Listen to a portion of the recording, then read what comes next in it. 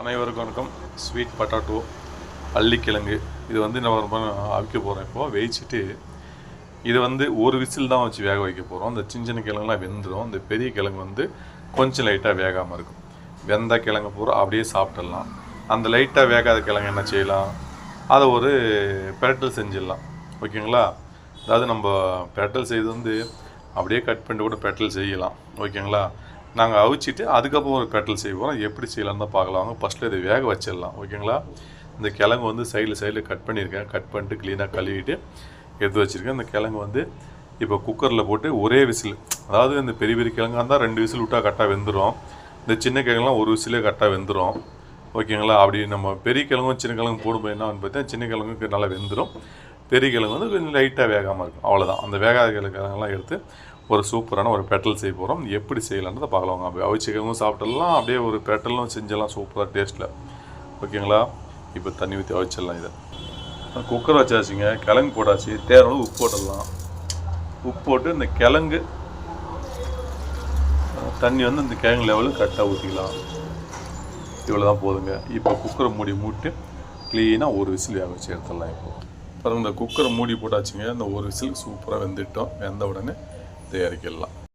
அப்புறம் வள்ளிக்கிழங்கு அவிச்சது தோலை எடுத்துட்டு அதுக்கப்புறம் பார்த்திங்கன்னா நான் க்ளீனாக சின்ன பீஸாக கட் பண்ணி வச்சுருக்கோம்.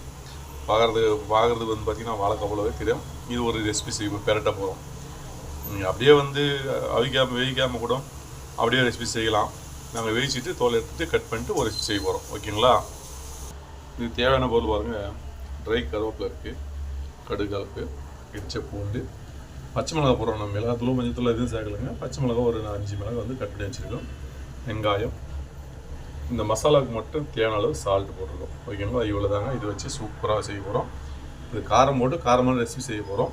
இதே இன்னொரு நாளைக்கு ஸ்வீட் ரெசிபி செய்கிறேன். எப்படின்னு பாருங்கள். அதுவும் அருமையாக டேஸ்ட்டாக இருக்கும். அது நெக்ஸ்ட் டைம் செய்கிறேன் ஸ்வீட் ரெசிபி. ஓகேங்களா?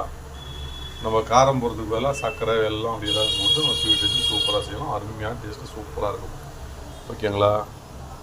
எண்ணெய் காஞ்சிச்சுங்க. கடுகால போட்டுடலாம். கடுகு பொரிஞ்சிச்சு. அடுத்தது பூண்டு போட்டுடலாம். பூண்டு நல்லா ஃப்ரை ஆகட்டும்.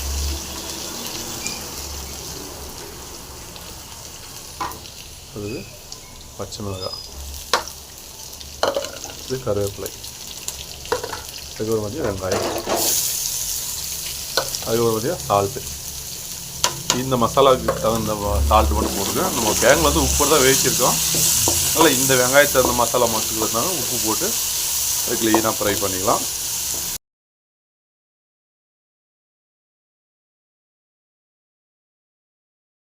பாருங்கள், இந்த பெரிய கிழங்கெல்லாம் கட் பண்ணிட்டுருக்கோம். இந்த சின்ன கிழங்கு மட்டும் அப்படியே இருக்குது.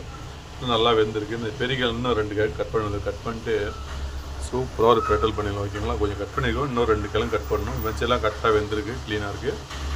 அப்படியே கட் பண்ணிட்டு சூப்பராக ரெசிபி செஞ்சிடலாம். ஓகேங்களா? அருமையான டேஸ்ட்டில் பாருங்கள். மசாலா நல்லா வதங்கியிருக்கு. மசாலா. ஓகேங்களா? இப்போது கட் பண்ணி வச்சுருக்கோம். ஒரு வெங்காயம், அடுத்தது கருவேப்பிலை, பூண்டு, உப்பு, கடுகுலாம் போட்டு தாளிச்சு க்ளீனாக வச்சாச்சு. இப்போ வரந்த வள்ளிக்கிழங்கு அப்படியே க்ளீனாக கட் பண்ணியிருக்கோம். அப்படி சின்ன பீஸா நம்ம வாழைக்காய் கட் பண்ண போல் கட் பண்ணியிருக்கோம். அப்படியே போட்டு க்ளீனாக ஒரு கலக்குங்க. இதே கலர் போதும் அப்படின்னா நீங்கள் எதுவும் எக்ஸ்ட்ரா கலர்லாம் சேர்க்க தேவையில்லை. இல்லை கொஞ்சம் கலர் சேஞ்சாக வேணும்னா கொஞ்சம் மஞ்சள் போட்டுங்க. ஓகேங்களா? இந்த காரெல்லாம் போதுமாக இருக்கும். காரெலாம் நமக்கு எக்ஸ்ட்ரா சேர்க்க தேவையில்லை. கலர் எக்ஸ்ட்ரா வேணுமா இருந்தால் நீங்கள் மஞ்சள் கொஞ்சம் போட்டு தூவி விட்டு அப்படியே கலராக சும்மா செஞ்சுக்கலாம். ஓகேங்களா? இப்போ நான் மஞ்சள் தூவிக்கிறேன். மஞ்சள் போட்டாச்சு. அப்படியே நல்லா கலக்கலாம். இது தண்ணியோ மற்றபடி எதுவுமே சேர்க்க தேவையில்லைங்க. இவ்வளோ தாங்க. ஓகேங்களா? கலர் போடாச்சா அப்படியே கொஞ்சம் கலராக தெரிஞ்சிடும். அப்படியே கலக்கிட்டு அப்படியே எடுத்து சூப்பராக சாப்பிடலாம். அருமையான டேஸ்ட்டில். இதே ஸ்வீட்டாக கூட ஒரு டைம் செஞ்சு காட்டுறேன். இது காரம் போட்டு செய்யணும். காரம் ரெசிபி ஆகிடும். உங்களுக்கு ஸ்வீட்டாக ஒரு ரெசிபி செய்கிறேன். அதுபடி எப்படின்றத நீங்கள் இன்னொரு டைம் பார்த்துங்க. ஓகேங்களா? Sweet potato recipe super fry. Sweet potato recipe சூப்பராக ரெடி பண்ணிட்டோம். இப்போ இவ்வளோ தாங்க. டேஸ்ட்டு வேறு லெவலில் அருமையாக இருக்குது. ஓகேங்களா? நீங்களும் இதே போல் செஞ்சு சாப்பிட்டு பார்த்துட்டு கண்டிப்பாக கமெண்டில் எப்படி இருக்குன்றது மறந்துடாமல் சொல்லுங்கள். இந்த வீடியோ பிடிச்சா லைக் பண்ணுங்கள், ஷேர் பண்ணுங்கள், சப்ஸ்கிரைப் பண்ணுங்கள், பெல் பட்டனுக்கு. மீண்டும் அடுத்த ஒரு நல்ல வீடியோ சந்திக்கிறேன். இந்த வீடியோ வந்து நண்பர்களுக்கு உறவினர்களுக்கு ஷேர் பண்ணுங்கள். புதுசாக என்ன வீடியோ பார்த்தீங்கன்னா ஒரு லைக்கை போட்டுருங்க, சப்ஸ்கிரைப் பண்ணுறங்க, பெல் பட்டன் அமைத்திங்க. அப்போ தான் நான் போகிற வீடியோ ஒன் நோட்டிஃபிகேஷன் வரும். ஓகேங்களா? ஓகே காய்ஸ், அப்படியே ஒரு போல் மாற்றி சூப்பராக சாப்பிடலாம். போய்ட்டு அருமையான டேஸ்ட்டாக. ஓகேங்களா? சூப்பராக இருக்குங்க டேஸ்ட், அருமையாக. ஓகேங்களா? பார்த்தீங்களா, ஸ்வீட் பொட்டேட்டோ ரெசிபி சூப்பர் டேஸ்ட்டில் சர்க்கரை வள்ளி கிழங்கு. ஓகேங்களா? இப்போ அவிச்சி கிழங்கும் இருக்குது, அவிச்சி பெரட்டின கிழங்கும் இருக்குது. ஓகேங்களா? டேஸ்ட் பார்த்தலாமா எப்படின்னு.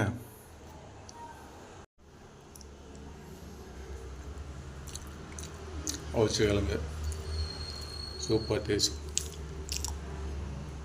அவிச்சி பெரட்டின கிழங்கு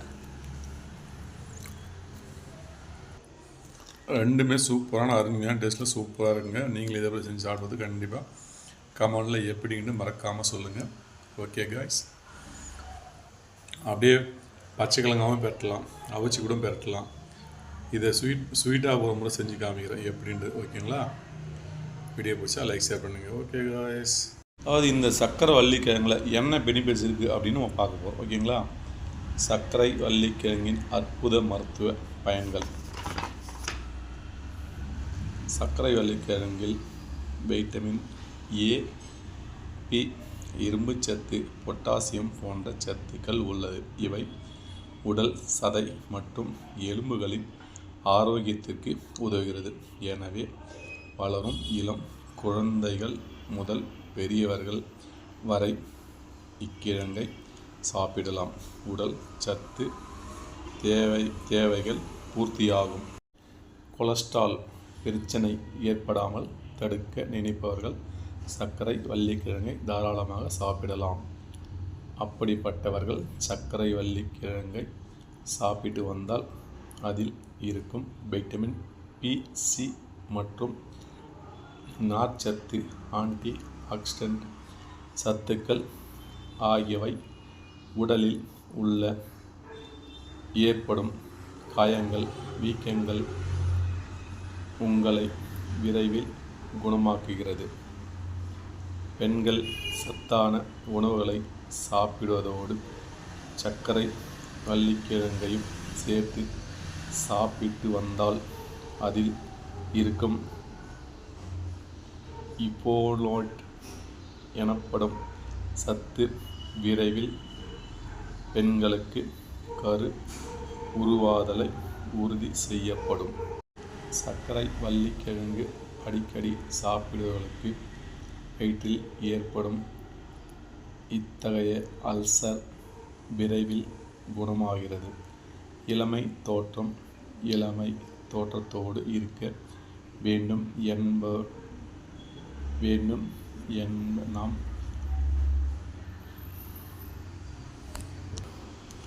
இளமை தோற்றத்தோடு இருக்க வேண்டும் என நம் அனைவருக்குமே நினைக்கின்ற ஆசைதான். சர்க்கரை வள்ளிக்கிழங்கில் அதிகம் ஆன்டி ஆக்சிடென்ட்கள் உள்ளது.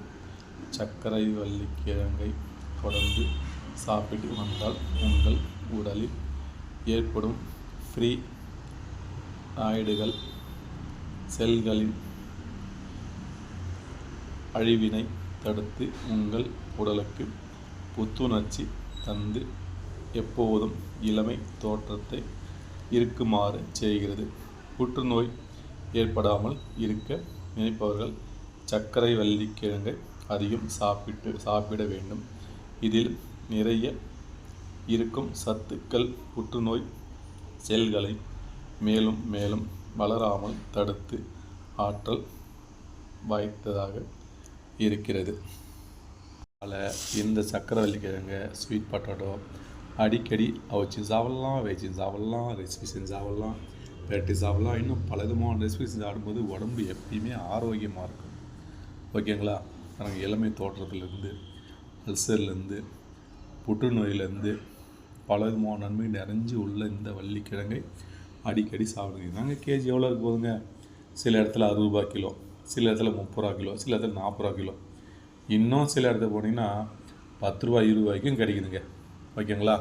இந்த மார்க்கெட்டில் போனீங்கன்னா லாஸ்ட் டைம் 9 மணிக்கு மேலே போனீங்கன்னா மார்க்கெட் நைட்டில் 60 ரூபா விற்ற கிழங்கு 20 ரூபா கேஜி வந்துடும்.